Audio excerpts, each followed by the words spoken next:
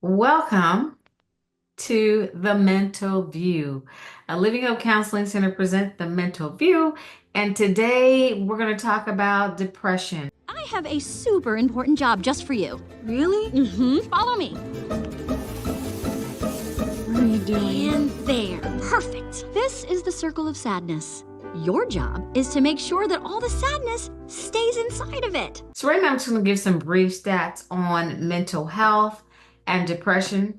And what depression is. Depression is that persistent feeling of sadness, and you just don't want to do anything. Your mood changes. You don't want to connect with people. There's different types of depression. Most people say I'm not depressed because I get up and go to work every day. But it reminds me of being depressed and functional. Reminds me of the character Eeyore in Winnie the Pooh. Not much of a house, just right for not much of a donkey. Just walked around and like, woe is me, and life is horrible. And that's one type. Another type, premenstrual, women when you're younger and it's that time of the month and you're having those issues, postmenopausal, after a woman has baby. It could be some type of chemical reaction. If a person starves themselves to death, not eating, not getting enough sunlight. Depression is also seasonal, and it's called seasonal affective disorder. And certain times of the year, people are what's called sad. And so these are all kinds of different depressions. And then the statistics with depression, is more likely that women than men get depressed. And you'll see things like, with the different races, you'll see the Caucasian race has the highest number of depression compared to some of the other races. And I'm kind of pulling that number up right now. The number of depressed people is 58.3%. The Afro-American population is 12%. The Latino, 19.4%. Native American, 0.2% that's reported. Um, and so it's really important. Again, women more than men report being depressed. Okay. And so it's really important. So what do you guys think? And then one of the things that I have never seen a survey on is the Christian population is, do they ever report being depressed? And that's one question there. So again, today is or this month is National Depression Awareness Month. So what's your take on it? Dr. Jackson, when we talk about depression, it comes to mind the fact that in my experience, a lot of men don't reach out for therapy. And it's usually because somebody is either pushing them into the therapy, whether it's a partner, whether it's a wife, whether it's the kids, the employment, the law. Somebody's more likely than not pushing that guy to come into therapy, to sit down and talk about issues. One of the major signs of depression is isolation.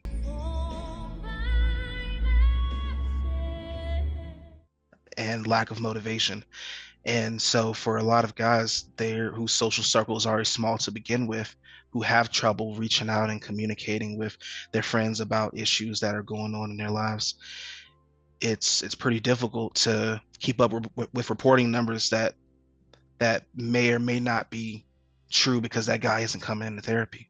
That's also really huge for the Christian population as well. They may feel isolated from people, and not only that, isolated from the higher power, isolated from God. So that may bring about feelings of emptiness and sadness and depression. And there's a stigma that may be attached to having those feelings in the Christian population, and they don't automatically just seek out help outside of the higher power source, maybe praying, using their faith. So I think it's really important that this month we're highlighting depression because it's a way to get the information out to people, men, women, African Americans, on the importance of taking care of yourself and watching for those signs of depression I think you mentioned, the persistent sadness. It's not just being sad, but it's that persistent sadness that goes on longer than it should. The loss of interest in things that they used to enjoy doing, changes in the appetite, changes in sleep. They may not realize that those are symptoms of depression that people may find in the Christian community, along with women, along with children. And it's across the board. Um, and so highlighting that this month is really important, especially, with the Christian population. Dina, you talked about the isolation as far as like the women as well. When women are depressed and they have just had a baby, that is another symptom that is present. That isolation, the feelings of hopelessness, and they feel like they are not a good parent. They feel overwhelming tiredness. Having a baby definitely is going to give you tired, but I want them to kind of highlight or be more mindful of the loss of energy and the tiredness that they have and the inability to sleep, because you'll think like those symptoms are tied to just having the baby. So when the baby sleeps, you sleep. And another thing is the suicidal thoughts that they may have. And I think that's impaired to know when someone is feeling depressed. With the children or the postpartum people that are having the women that are having postpartum depression, they can also have the thoughts of hurting their baby. And so it's definitely important that they seek help and not withdraw from their family and friends, and make sure that they lean on those social supports, because it may be sometimes difficult bonding with the baby. And so having those social supports there to help with all of those different things of caring for the baby can help them get through those depressive symptoms. I wanted to touch on something that Isaiah said that connected with Dina, some isolated groups, and then Tori talked about women. But one of the things Isaiah, so you said men, and then Dina, you said the Christian population where people were afraid to come forth. And I see sometimes with women, especially the ones that have babies, they're a little bit more open to sharing this is what's going. But these other two groups with the men and then also Christian population. I know you were asking what are some things.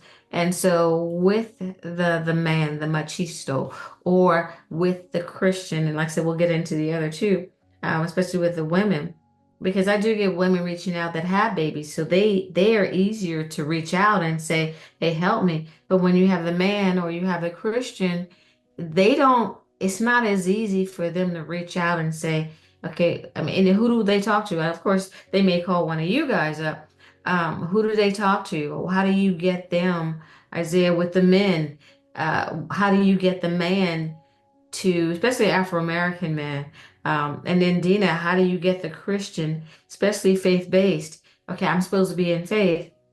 And so therefore, how do you two, and it's either one of you can answer, how do you two help those particular categories work through this? I think specifically is normalizing that those feelings, people have those feelings, and normalizing it. And if you do have those feelings, if they don't know, one, that these feelings are beyond just normal sadness, then they won't know to reach out. They think, oh, okay, it's maybe a part of, maybe I have the spirit of oppression or the spirit of depression, and they may go to the altar to seek, deliverance. But things are spiritual and they're also practical. So educating them on what are the practical things I can do if I'm experiencing these things, and normalizing it. Seeking help is not a sign of weakness, it's actually a sign of strength. And that's one of the reasons why I was asking Tori, what suggestions do you give to women, or what suggestions will we give to Christians, or what suggestions will we give to men? And it's really the same answer. There's resources out there available, like therapists, like social workers, like marriage family therapists that are there to help. There's things you can do to physically take care of yourself. Some of the signs and symptoms, if you're not eating that's a telltale sign. Have I stopped eating? Have I stopped interacting with people? Um, it's okay to talk to someone about the way that you're feeling. Reach out to your pastor, reach out to some of the ministers, reach out to someone in the community that can help you to get past where you're feeling. And it's not a stigma attached to it. It's something that's going to benefit you. If our cars are making a funny sound, we take them to the mechanic. If we have a toothache, we go to the dentist. Well, if we're having a problem mentally managing and coping daily, there are therapists out there to assist us. And it's a good thing. Why? Because you want to get better. You want to go to that next level. You want to feel better.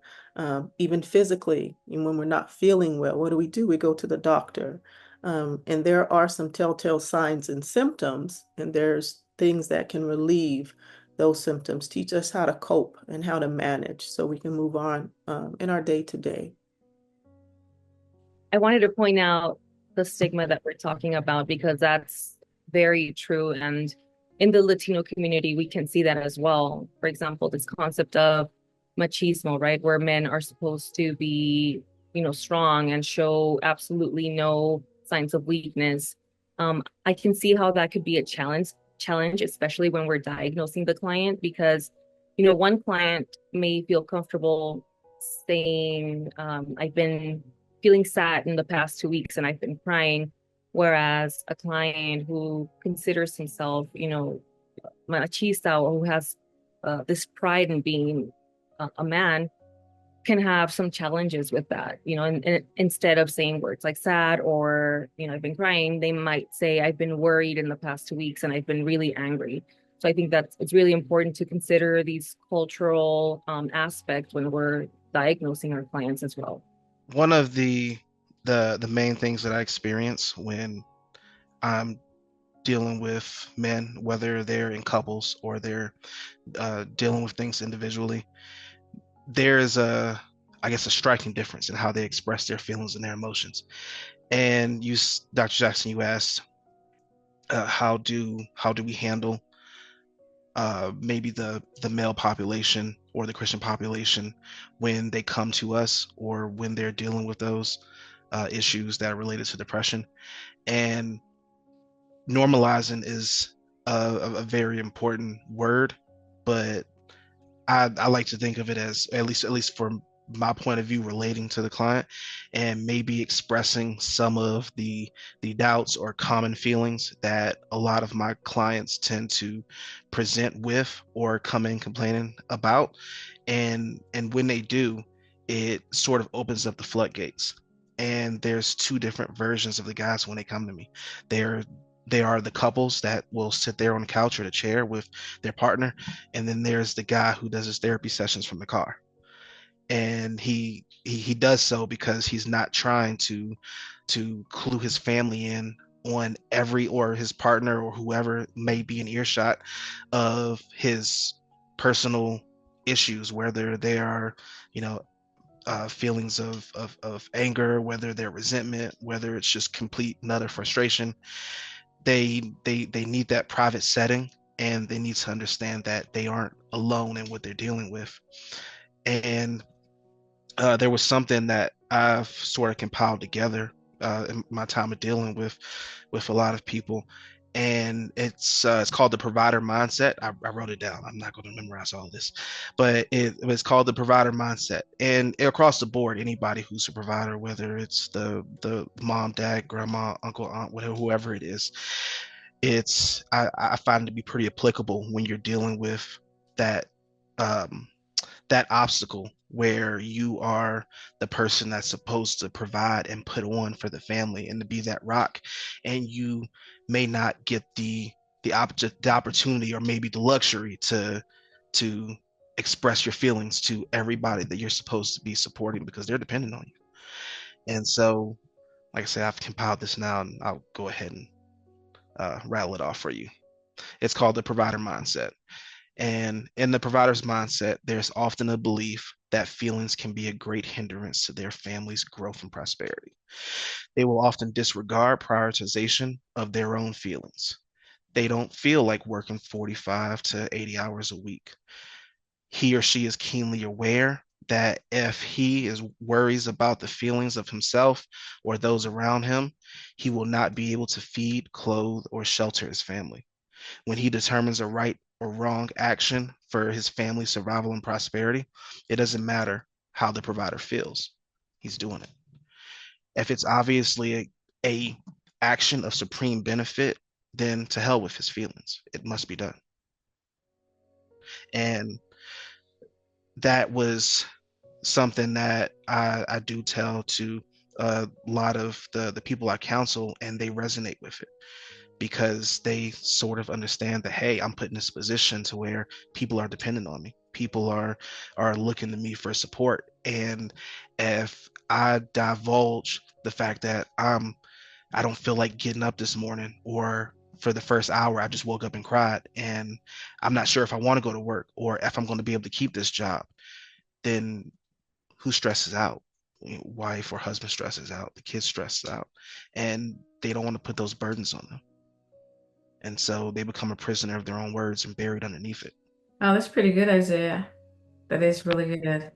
Thank you for sharing that. That says a lot about the caregiver, the provider, that person. And so if you're under all that pressure, and I know I kind of cut Tori short, but when you're under all that pressure, like being a new mom too, what if the provider is a new mom?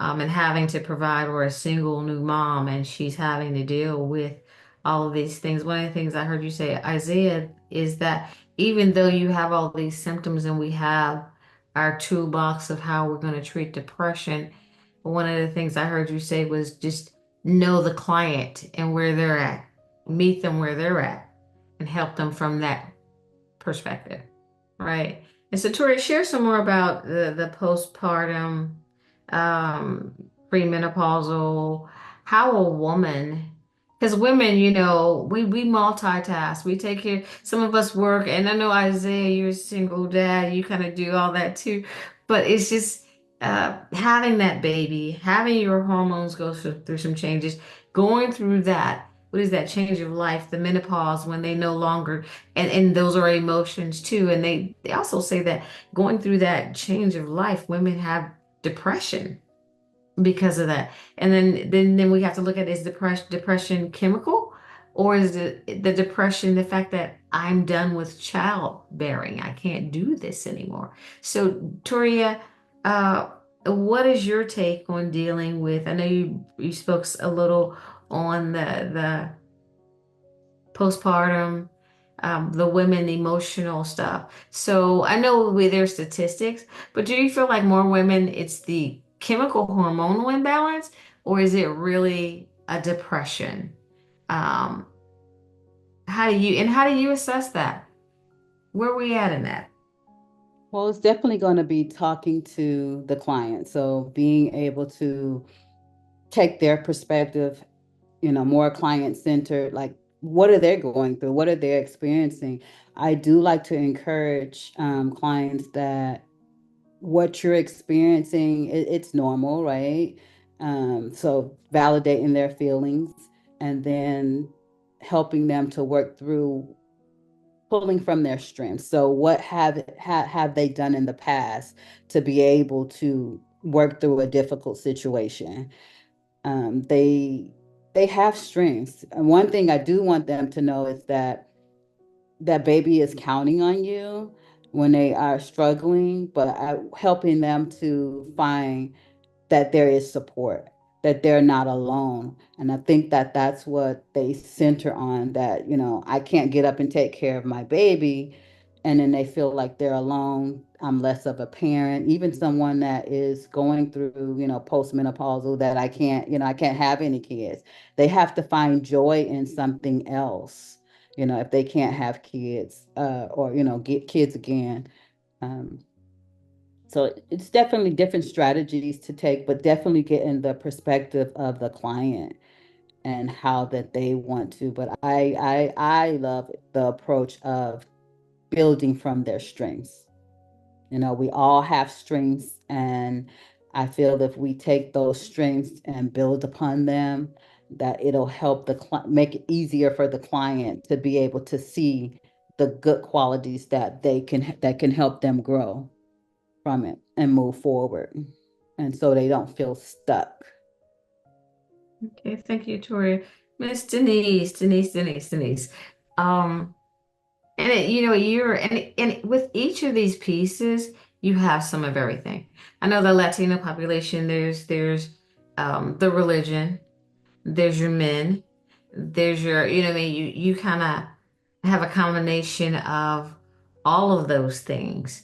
And I do have just like the Afro-American man, I know when I deal with the Latino population and the male there, sometimes they don't like, okay, I have no problems, because I'm not supposed to.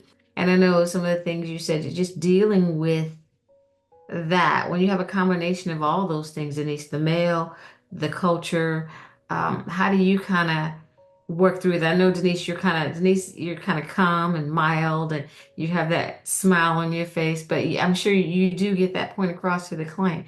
So share your technique, your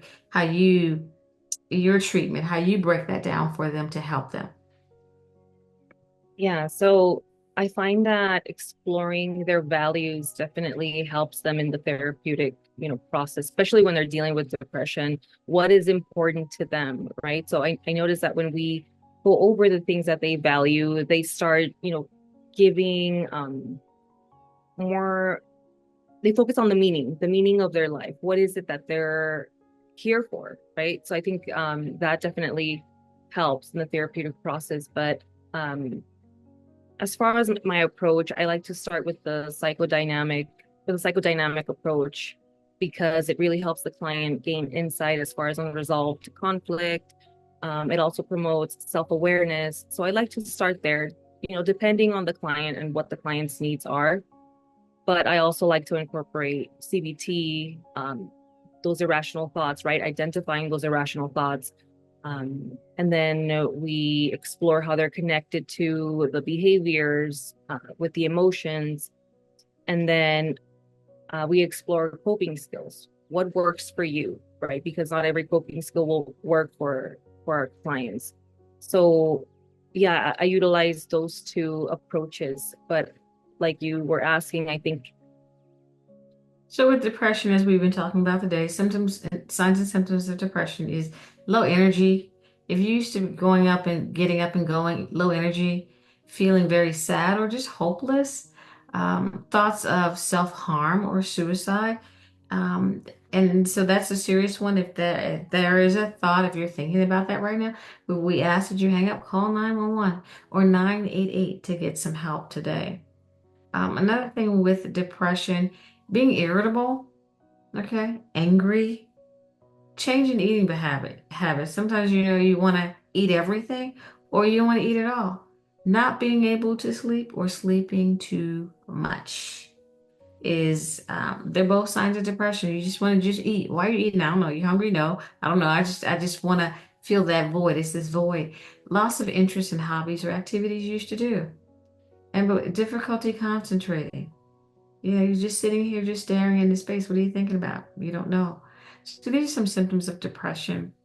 And we use to measure depression, we use either Beck's depression scale or the PHQ-9 to assess for depression. And so I encourage you, you've heard from Toria, you've heard from Isaiah, you heard from Denise, you've heard from Dina. These are all excellent therapists. So if you're suffering or you think you're suffering from depression or you like an assessment to see whether you are or not, reach out to Living Hope Counseling Center at 909-774-1137. We have in-office and we have telehealth, which is via video like we're doing today. Okay. Any last words, Isaiah, Toria, Denise, or Dina? I think one thing to share is that there is study and research that shows that taking a walk, just a brief walk, it's beneficial and it's more helpful than even medication when you are having depressive symptoms. So if you can just get up and encourage yourself to take a walk, know that you are experiencing things that can be treated, and don't go at it alone. It's very, very, very powerful when you seek the treatment. With my guys, that that come in, they really enjoy structure. I found giving them a purpose, something that, yes, I'm here to listen, but at the end you're going to get something to work with, and you're going to feel like you're hands on in tackling the depression or anxiety, whatever it is that you're dealing with. Um, and so I like to take a maybe more of a solution focused approach, focus on their strengths, like Toria said, but to embed structure in their lives, structure that maybe they had before and lost, because they come in enamored with the dream of recapturing who they were before, because the common complaint is the loss of sense of self, or at least who I was 5 years ago, 2 years ago, a year ago, 6 months ago.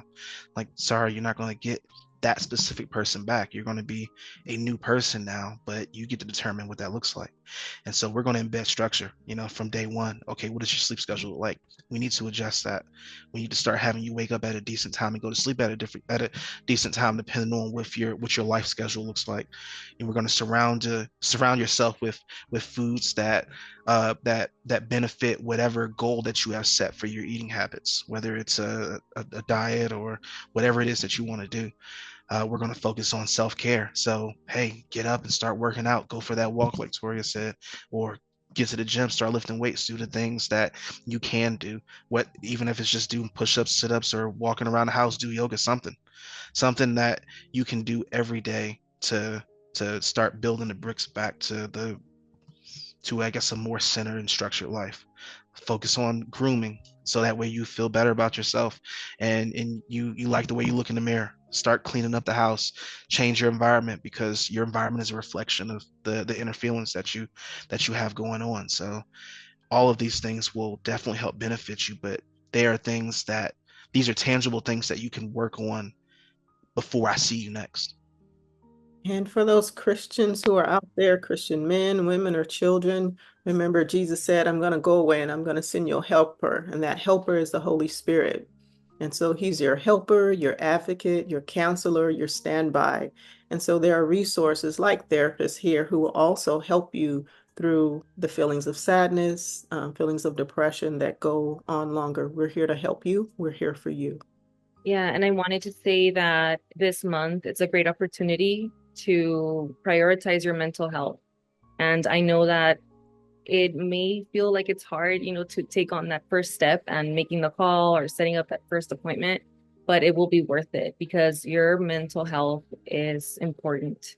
And just know that you're in good hands and we're here for you. Thank you. You have been listening to the Mental View podcast. Don't forget to like us.